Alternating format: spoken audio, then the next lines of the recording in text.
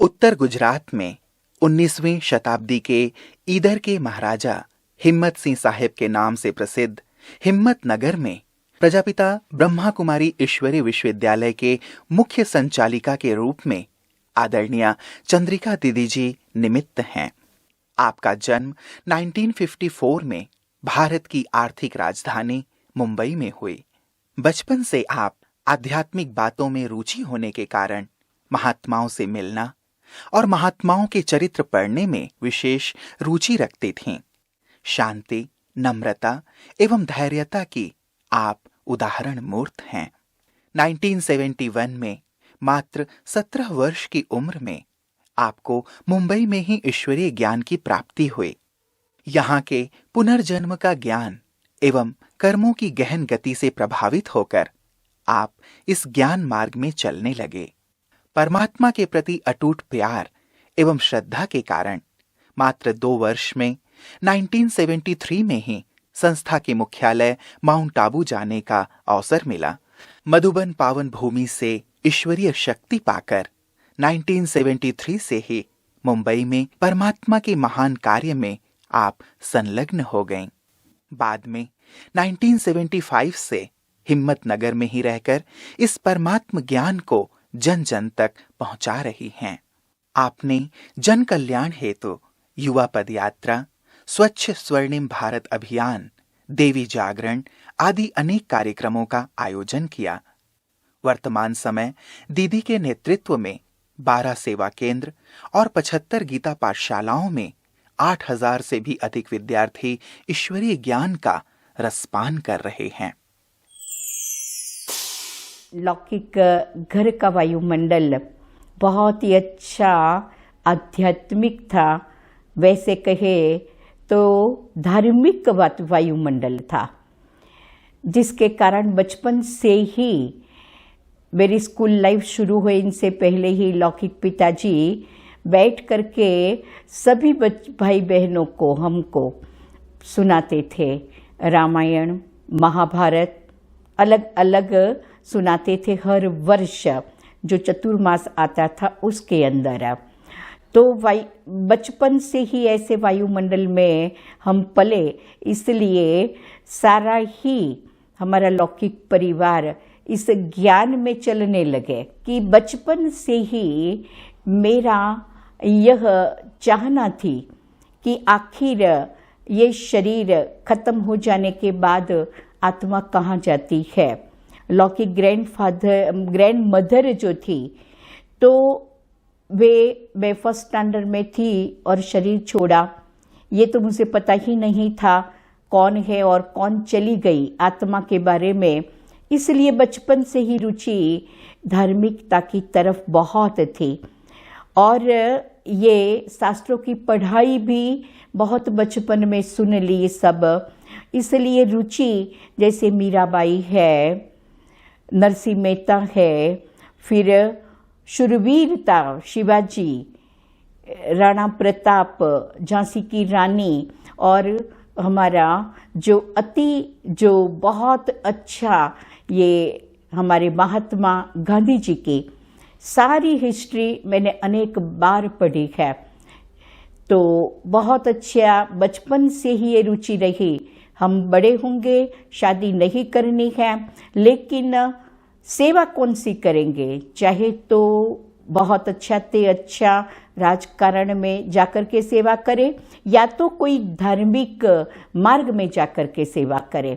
यही मेरी रुचि थी अंदर से और यही चाहना थी मैं यही करके दिखाऊंगी जो किसी ने नहीं किया। और जैसे ही ज्ञान मिला, हम सबसे बड़ी लौकिक घर में, इसके कारण जब ज्ञान में आ गई तो लौकिक पिताजी को बिल्कुल पसंद नहीं था। हमारे ऊपर बहुत बंधन थे। फिर भी जैसे ही ज्ञान मुझे कॉलेज के फर्स्ट ईयर में मिला तो मैं एक्स्ट्रा लेक्चर है ऐसा कह करके जाती रहती थी। तो बचपन से मेरा ये क्वेश्चन जो था, हम आखिर है कौन और कहाँ जाते हैं, कहाँ से आते हैं, ये क्वेश्चन मैंने अनेकों को पूछा, जैसे हमारे पांडुरंग शास्त्री बॉम्बे में ही रहते थे, कई बार हम उनसे मिले हैं और एवरी सैटरडे वे हमारे एरिया अंधेरी में आते थे। उसका सैटरडे पर सत्संग वो खुद आकर के कराते थे गीता के ऊपर। उनसे भी कहा, लेकिन मुझे छोटी बच्ची समझ करके समझते थे, अभी नहीं, आप बड़ी होंगी तब समझेंगी। इसके बाद ये सत्य साईं बाबा, उनसे भी मिले, क्वेश्चन वही पूछा। जब मैं 5th स्टैंडर्ड में थी तब लौकिक गुरु करवाया। लौकिक पिताजी ने गुरु को भी यही प्रश्न मैंने पूछा कि आखिर हम हैं कौन, शरीर छोड़ करके हम कहाँ जाते हैं। लेकिन उन्होंने भी गुरु मंत्र दे दिया और यही कहा कि आप छोटी हो, बड़ी होकर के समझेंगे। तो बस यही क्वेश्चन का आंसर मुझे देते थे। सबसे पूछा, यहाँ तक मैंने एसएससी तक मैंने यही क्वेश्चन सबको पूछती रही, लेकिन किसी ने भी सच्चा आंसर दिया ही नहीं। आखिर रक्षाबंधन का दिन था और कजिन ब्रदर को मैं राखी बांधने के लिए जा रही थी, तो ये अनाउंसमेंट सुना कि आइए और देखिए विश्व नवनिर्माण एग्जीबिशन। और वंडर की बात यही है, जब वो प्रदर्शनी देखने के लिए मैं गई और सारी एग्जीबिशन जो समझाने वाला हमारी ही कॉलेज का एक स्टूडेंट था, और मैंने सोचा कि इतना छोटा वो मुझे क्या समझाएगा, इसलिए उनसे मैं निकल गई और बड़े के पास गई जो समझाने वाले थे। लेकिन उन लोगों की जो समझानी थी, बस करीब आधा घंटा मैंने एग्जीबिशन डिटेल में समझी, वापस भी एग्जीबिशन देखी और मुझे श्योर हो गया जो भी मेरी लाइफ के क्वेश्चन है जो मुझे उलझन में डालने वाले थे। ऐसा लगता था सब कुछ भौतिक रीति से प्राप्ति तो बहुत थी, सब सुख संपत्ति था, लेकिन ये क्वेश्चन मेरे मन को उलझाने वाला था कि आखिर है कौन, आत्मा कहाँ से आती कहाँ जाती। ये क्वेश्चन का आंसर सिर्फ एक बार ही एग्जीबिशन देखने से मुझे श्योर हो गया कि अभी मेरे क्वेश्चन का आंसर और मुझ का सॉल्यूशन यहीं से मिलेगा। और फिर तो बस मैं ये एग्जीबिशन देख करके नेक्स्ट डे से 7 days कोर्स का आरंभ किया। हमारी दिव्या बहन कांदीवली की और प्रतिभा बहन दोनों वहाँ पर थे। उन्होंने से यह फाइनल करके फॉर्म भर के जब शुरू किया तो इतना अच्छा मुझे ज्ञान लगा। फर्स्ट लेसन में ही मेरे काफ़ी क्वेश्चन सॉल्व हो गए और सेकंड लेसन में तो मैंने पूरा ये फाइनल डिसीजन ले लिया कि आखिर मुझे अगर जीवन बनानी है तो पॉलिटिशियन भी नहीं और धार्मिक क्रियाएं भी नहीं, क्योंकि मैंने रामायण महाभारत तो सारे शास्त्र पढ़े थे। ये सब की यह झांसी की रानी मीराबाई ये सब भी हमने सुने थे, पढ़े थे, लेकिन फिर भी सबसे सही ज्ञान यही लगा। तो फर्स्ट लेसन में ये सुना आखिर हम आत्मा कौन, कहाँ से आती, कहाँ जाना, हमारा कर्तव्य क्या है, हमें वो भी वर्तमान क्या कैसी जीवन बितानी है। तो ये सारा इतना क्लियर हुआ जो मैंने कितने शास्त्र भी पढ़े थे, लौकिक पिताजी ने भी सुनाया था, लेकिन न गुरु न पिताजी न कोई साधु संत मेरे क्वेश्चन का आंसर न दे सके। आखिर जब मैं वहाँ गई तो पता चला परमात्मा के बारे में। जो मेरी ग्रैंड मदर थी वो तो सवेरे भक्ति मार्ग में 4 बजे से उठ करके भक्ति करती थी और भक्ति के मंदिर ही एक कमरा उनका अलग था। तो इतने सारे वह चित्र थे सबके, सब देवी देवताओं के, लेकिन मेरे अंदर का क्वेश्चन ये था कि आखिर सबसे बड़ा कौन, ये सबसे बड़ा कौन। और दादी जी किसको पहले तिलक करती है, फूल चढ़ाती है, वो मैं देखती रहती थी। वो आरती लग करती और मेरी मॉर्निंग स्कूल थी तो बस प्रसादी लेकर के जाऊं, यही मेरा अट्रैक्शन था उस समय पर। तो लेकिन किसको करती, तो मैं क्वेश्चन भी पूछती थी दादी जी को कि आप सबसे बड़े इतने सारे फोटोज है, मूर्ति है, तो सबसे बड़ा आखिर है कौन? भगवान। भगवान तो एक है, हम सब कहते हैं ना, एक कौन? ये मेरा क्वेश्चन जो था ना, वो दूसरे लेसन में ही परमात्मा का परिचय, वो लेसन में ही मुझे इतना पक्का हो गया। तो बस उसी दिन से मैंने फाइनल ये फैसला किया अपने जीवन का कि अब भी बनना है तो मैं ब्रह्मा कुमारी ही बनूंगी, बस इसी सेवा में लग जाऊंगी। सच्ची सेवा दुनिया भर में सिर्फ यही है, ये मेरा फैसला दूसरे दिन का था। फिर तो 7 डेज कोर्स किया, लेकिन इतनी सारी शास्त्रों की और सब बातें सुनी थी, इसलिए मुझे दिव्या बहन, प्रतिभा बहन, आखिर हमारी डॉक्टर निर्मला दीदी सब से क्वेश्चन पूछे और मेरा कोर्स 7 डेज का 18 डेज में पूरा हुआ। इतने सारे क्वेश्चन ही मैं पूछती रहती थी और 2-2 घंटा तक हमारा कोर्स चलता रहता था। और मैं लक्की हूँ इसलिए कि 4 मास के अंदर ही बाबा आने वाले थे, अव्यक्त बाप दादा, इसलिए उसका चांस मुझे मिल गया। वैसे तो पहले पिताजी छुट्टी ही नहीं देते थे, लेकिन हमारे सेंटर के ही बहनों ने 2 भाइयों को पिताजी को समझाने के लिए भेजा। आखिर छुट्टी मिली और एक दिन ही हमने तैयारी की। जैसे ही मधुबन बाबा के कमरे में तैयार हो करके हम गई तो लास्ट में बीच में मेरा ये बैठने का नंबर था। छोटे छोटे स्पीकर ही लगे थे स्टैंड के ऊपर। इतना मुझे तो पता ही नहीं था बाबा का यह अव्यक्त आवाज़ ऐसा होगा, तो मैं तो सोचती रही आवाज़ बड़ा हो, लेकिन बड़ा हुआ ही नहीं, बस यही आवाज़ रही। लेकिन समझ में तो आ रही थी बाबा की अव्यक्त मुरली, क्योंकि मुझे ज्ञान में आने से सबसे अच्छी मुरली ये अव्यक्त मुरली। जब हमने कोर्स पूरा किया तो अव्यक्त मुरली ही हमने सुनी थी, बहुत अच्छी लगी थी और ये पक्का हो गया था ये ज्ञान और कोई भी शास्त्रों में हो ही नहीं सकता है। इतना उत्तम ज्ञान, और ये भी निश्चय हुआ ये ज्ञान देने वाला दाता वो कोई मनुष्य नहीं, देवता नहीं, लेकिन खुद परमात्मा है, ये निश्चय हो गया। जब मैं मधुबन बाबा के पास, अव्यक्त बाप दादा के पास पहुंची, तो मुरली ही ऐसी चली थी कि बच्चे क्वेश्चनों की क्यों लगा देते हैं, तो ये क्यों नहीं लगनी चाहिए। एक ही निश्चय बाबा के ऊपर होना चाहिए, जहाँ चाह है वहाँ राह मिल जाती है। तो उसकी मुरली सुन करके फिर मैंने जो सोचा था कई बातें कि हम बाप दादा से पूछेंगे और ये उलझन से मुक्त होंगे, लेकिन मेरा कोई क्वेश्चन रहा ही नहीं।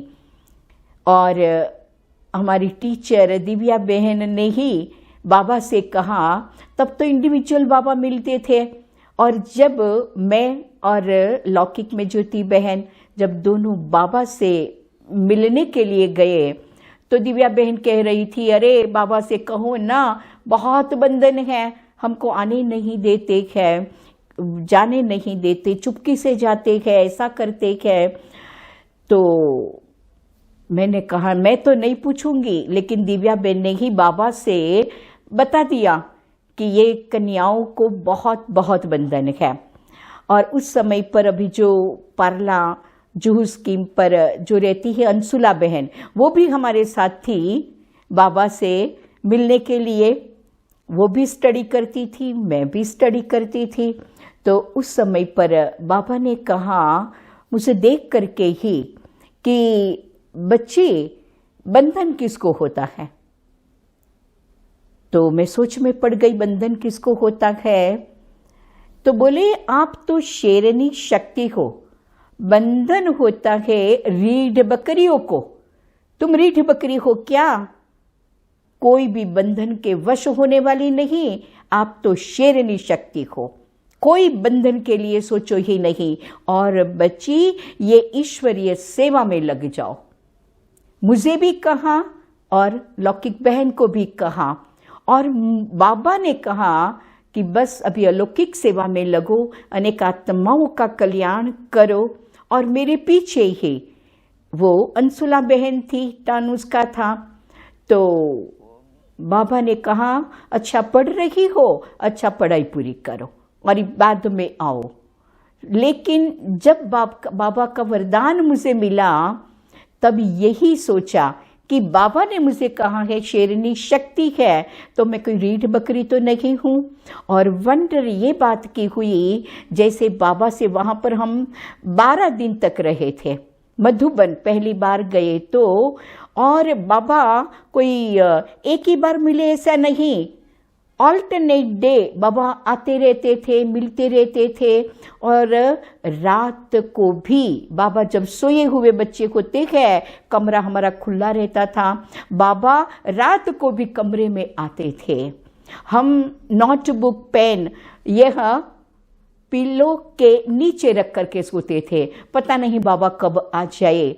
और उस दिन ऐसा हुआ, बाबा कमरे में आ गए तो किसी को उठाने का नहीं, ये परमिशन नहीं, अपने आप उठना है और किसी को उठाना भी नहीं है। तो बस हम उठ कर के खड़े रहे, बाबा दृष्टि देने लगे, महावाक्य उच्चारण करने लगे, लेकिन उठने वाले करीब 60% थे। बहुत बड़े बड़े हॉल में ही तो पट के ऊपर सोते थे, तो ऐसा था। तो उस समय पर भी रात को भी ये अनुभव किया, देखो बाबा कैसे आकर के बच्चों की पालना करते, क्या बहुत ही अच्छा अनुभव हुआ। मधुबन कितना मधुर मधुर है, मधुबन कितना मधुर मधुर है, सदा ये आँखों में छाया है, सदा ये आँखों में छाया है। दिल वाला मधुबन का बाबा, दिल वाला मधुबन का बाबा, दिल में समाया है। मधुबन कितना मधुर मधुर है, मधुबन कितना मधुर मधुर है। परम पिता शिव रोज यहाँ आकर ब्रह्मा के तन में, परम पिता शिव रोज यहाँ आकर ब्रह्मा के तन में, मुरली की मीठी मीठी तान सुनाते, मुरली की मीठी तान सुनाते, नैनों से छलका सागर का प्यार, नैनों से छलका सागर का प्यार, भूलता है नित्य नया रंग, भूलता है नित्य नया रंग। बच्चों के जीवन में दिल वाला मधुबन का बाबा, दिल वाला मधुबन का बाबा, दिल में समाया है। मधुबन कितना मधुर मधुर है, मधुबन कितना मधुर मधुर है। जब हमने 1980 में सबसे बड़ा मेला, गुजरात का सबसे बड़ा मेला हिम्मतनगर में हुआ 1980 में, और उस समय पर मधुबन तो हमारे पास है, जब भी कहो दादियाँ हमारी हाजिर हो जाती थी। तो ओपनिंग हमारी प्रकाशमणि दादी जी ने किया और क्लोजिंग फंक्शन में बड़ी दीदी आई। तो दादी और दीदियों का हमारे पास ही आना जाना इतना रहा।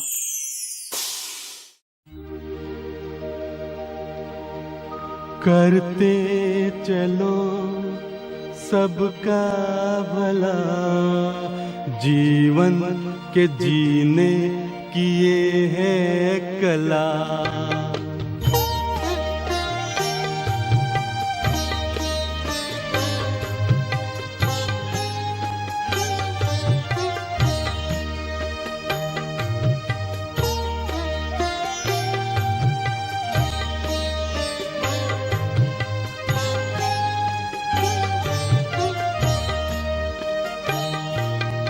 करते चलो सबका भला, जीवन के जीने की ये है कला। करते चलो सबका भला, जीवन के जीने की ये है कला। करते चलो।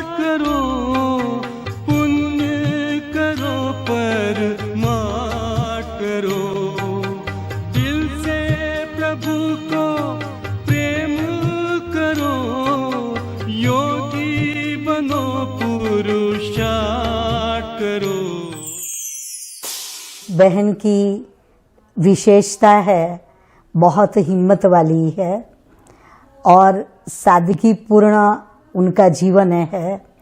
जो भी मन में संकल्प में दृढ़ संकल्प रखती है कि इतनी सेवा मुझे करनी है, इतना कार्य मुझे करना है, तो कैसी भी तरह से उमंग उत्साह सभी में भरकर जो भी कार्यक्रम उन्हों को करवाना होगा वो कराने की उनमें हिम्मत है। जब पहली ही बार मैं सेंटर पर आई तो दीदी को देखते ही ऐसा अनुभव हुआ कि जैसे ये मेरी कोई अलौकिक माँ है। और आई थी 2 दिन के लिए, लेकिन अब तक भी मैं उनके पास ही हूँ।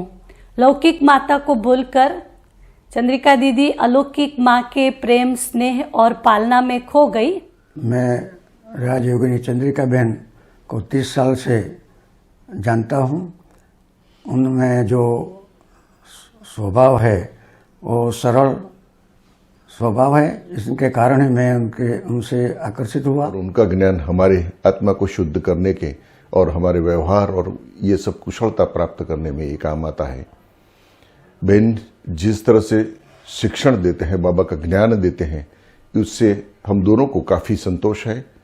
और उनकी जो रीत है, उनका जो व्यवहार है, वो एक खुद की बहन, मेरी बहन तो नहीं है मगर ये मेरी खुद की बहन से भी ज़्यादा ये मेरी बहनों मुझे लगती है। मुझे नहीं, ये सभी क्लास में जब वो क्लास में आती है तो ऐसा प्रकाश फैलाती है कि जब भी कोई भी जो किसी भी कोई स्टूडेंट्स में कभी कमजोरी होती है वो भी दूर हो जाती है।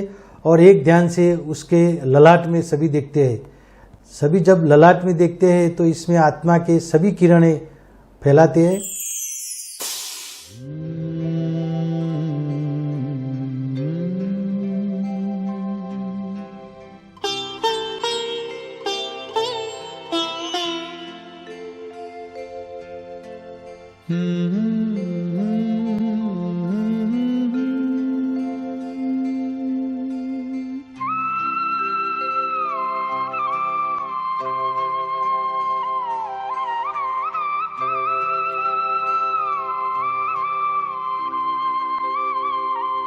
हम खुश नसीब कितने, प्रभु का मिला सहारा।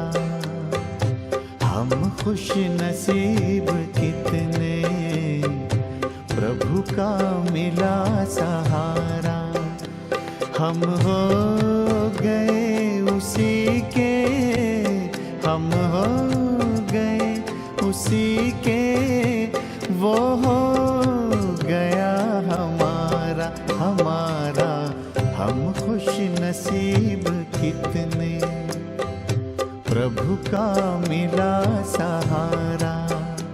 हम हो गए उसी के, हम हो गए उसी के, वो हो गया हमारा हमारा। हम खुश नसीब कितने, प्रभु का मिला सहारा।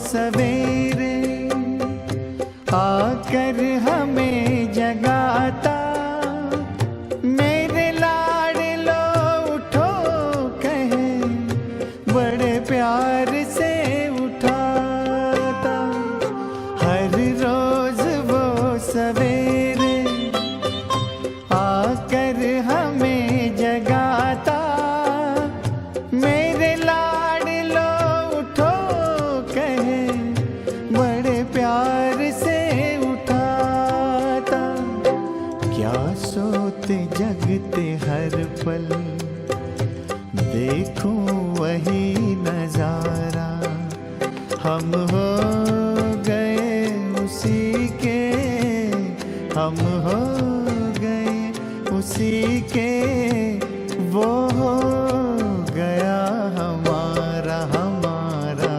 हम खुश नसीब कितने, प्रभु का मिला सहारा।